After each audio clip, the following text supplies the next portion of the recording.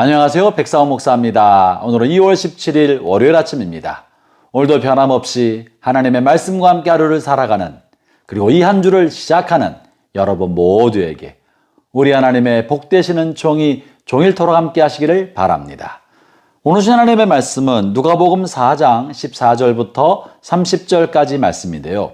오늘 본문은 예수님께서 고향 나사렛에 가셔서 하나님의 말씀을 통해 예수님 자신이 메시아심을 증언하는 그런 말씀을 나누는 내용이 본문에 실려 있습니다. 오늘 본문을 통해 주님께서는 주님의 삶을 이끌어가는 두 엔진에 관한 이야기를 성경 본문을 통해 보여주고 있는데요. 예수님의 삶을 이끌어갔던 큰 엔진이 되는 두 개의 엔진은 무엇이었을까요?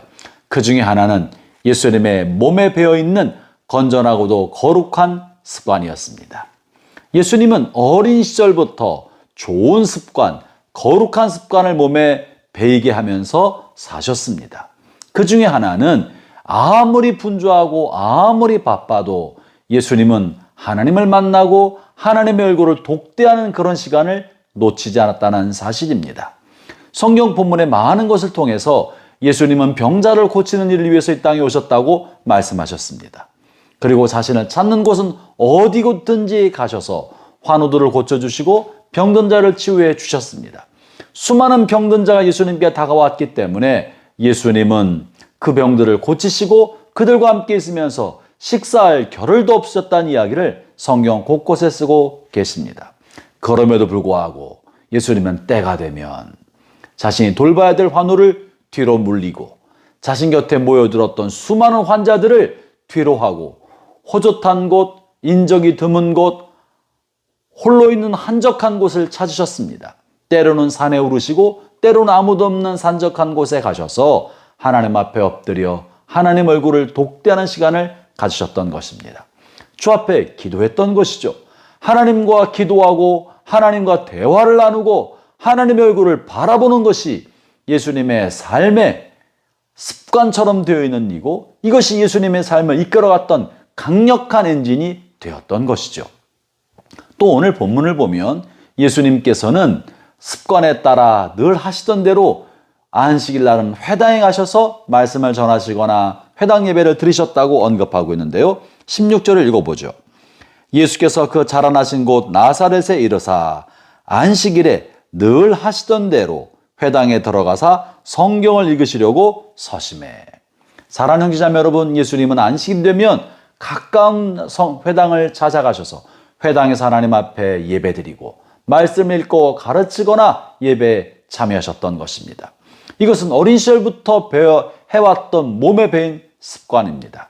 형제자매 여러분, 여러분의 삶 속에 여러분의 몸이 나쁜 습관이 몸에 배이기 전에 악한 습관, 게으른 습관, 또 의미 없이 시간을 보내는 습관이 몸에 배이기 전에 거룩한 습관, 건전한 습관, 하나님의 말씀을 읽고 묵상하며 하루를 시작하는 거룩한 습관을 몸에 배이게 하십시오.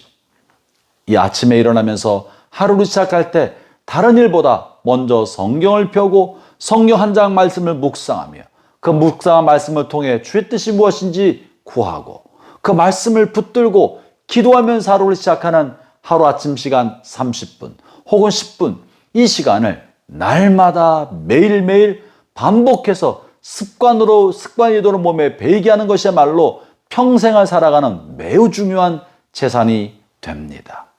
하루를 다 끝내고 나서 하루를 마무리하고 침상에 오르기 전에 홀로 하나님 앞에 서서 하루를 돌아보며 복잡한 감정, 처리되지 않은 감정을 하나님 앞에 내려놓고 감정을 안존시키고 저 앞에 토론하고 또 그날 하루에 무엇이 있었든지 간에 감사함으로 하루를 마무리하도록 하나님 앞에 감사의 제목을 올려 기도하는 것으로 하루를 마무리하는 것.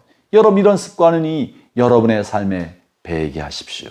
이것이야말로 여러분을 영적으로 성숙하게 만들고 여러분의 삶을 하나님과 동행하는 삶을 살게 만들며 영적으로 풍성한 삶을 살게 만들어주는 중요한 엔진이 되는 것입니다.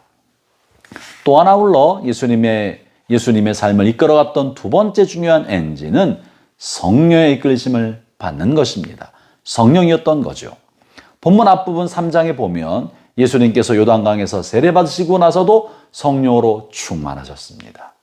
그리고 성령에 충만하여 광야로 가셨고 광야에서도 성령의 이끌림을 받아 마귀의 시험을 받으셨다고 하고 있습니다. 마귀의 시험이 다 끝나고 40일 금식 끝나고 돌아오실 때도 성령에 충만하여 본 고향 나사렛에 오셨다고 말씀하고 계십니다.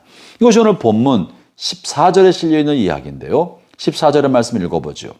예수께서 성령의 능력으로 갈릴리에 돌아가시니 그 소문이 사방에 퍼졌고 성령에 충만하여 사역 현장으로 돌아가신 것입니다. 그리고 오늘 본문에서 나사렛 회당에서 예수님이 읽은 말씀도 주의 성령이 내게 임하셨으니 라는 성령에 이끌리는 이야기를 말하고 있습니다. 사랑하는 형제자매 여러분, 우리의 삶이 늘 정해진 좋은 습관을 따라 루틴으로 살아가는 거 매우 중요합니다.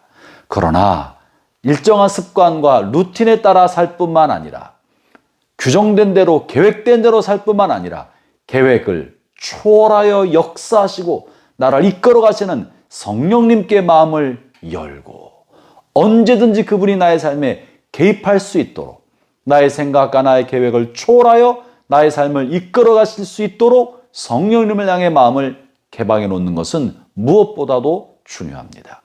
그것이 성령님과 동행하는 삶인 것입니다. 그것이 주님과 함께하는 삶이고 성령의 이끌림 받는 삶인 거예요. 하루를 시작하면서 계획했던 일을 하나님 앞에 아뢰고 하나님의 도우심을 구하면서 동시에 주님 오늘 저를 위한 하나님의 뜻이 있습니까? 내가 미처 알아차리지 못했지만 순종해야 할 하나님의 일이 있습니까? 주님 알려주십시오. 내가 무엇을 하더라도 주님께서 저를 이끄실 것이 있다면 내 심령이 주의 이끄심을 알아차릴 수 있게 해주셔서 주의 이끄심을 따라 내가 살아갈 수 있도록 선택할 수 있도록 이끌어 주십시오 하면서 언제든지 성령의 이끄심을 향해 마음을 열어놓으십시오. 그것이 성령과 동행하는 삶이 되는 것입니다. 예수님의 삶은 이처럼 거룩한 습관을 따라 사셨고 또 한 축으로 또 하나의 엔진으로 성령에 충만하여 성령에 이끌리심 받는 것이 주님의 삶의 중요한 엔진이었던 것입니다. 사랑하는 성도 여러분, 오늘 하루 살아갈 때 여러분의 몸에 거룩한 습관을 몸에 배이게 하십시오. 그리고 여러분의 삶을 성령께서 이끌어 가시도록 언제든지 하나님을 향해 마음과 계획과 마음의 생각을 개방해 놓으십시오. 오늘 또 주님과 함께 동행하는 복된 하루 되시기를 바랍니다. 기도하겠습니다.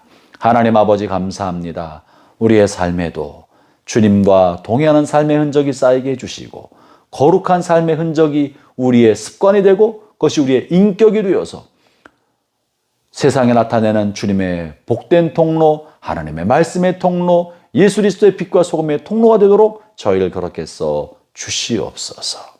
예수님 이름으로 기도합니다. 아멘.